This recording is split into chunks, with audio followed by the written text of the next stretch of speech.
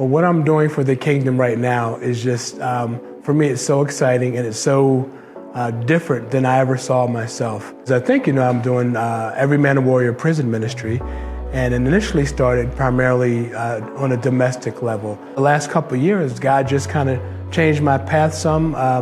With Every Man a Warrior, the first time they brought up Africa, the continent of Africa, I laughed loudly. My wife Jane said, "Oh, you'll be there in 3 years." And I said, "No, I won't. I'm all domestic, baby."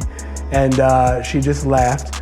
And then 3 years later, I was in Kenya. As we speak, in 3 different prisons in Kenya, there's about 62 men who are now being discipled. Initially, when we went, because of COVID, we didn't know if we were going to get in any prisons, and there was possibility of 1. We got there, God kicked the doors open, and then we went to 6 prisons. All 6 of these prisons hadn't had a visitor in a year and a half because of COVID, and we were the first folks that they allowed in. That was a God thing. He was like, "Come on in. They haven't had any other visitors. I'm letting you in because you're going to talk about me." So we talked about God. 14 men came up, accepted Christ. It happened in another prison. 15 men didn't see it coming.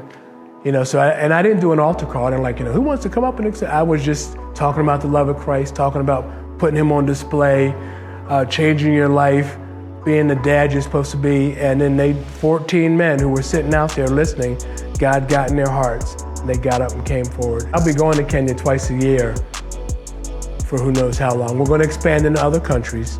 Uganda is waiting for us. There are 5 teams ready for prison ministry in Uganda. Tanzania is waiting for us. Burundi is waiting for us. Ethiopia is waiting for us. I had no idea that God had this plan for me to leave my comfort zone and go into the mission field. And that happened here, So we were doing a men's conference that they gave me the honor of chairing. And I said, "Hey, I need a speaker." And they said, "All right, here's your budget."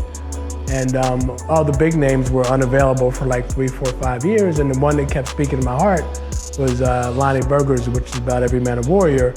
And I called him. He said, "Just cover my hotel, airfare, I'm there." Brought him, we did a 2-day conference. And then my trajectory has changed since then. We started doing Every Man a Warrior 2 nights a week then, 2 different sets of men, and it just changed everything. Every Man a Warrior is about raising leaders, leadership development, and spiritual multiplication. One of the biggest things for me with prison ministry is these are the fathers and the husbands in a country where if he's not home, you're not eating.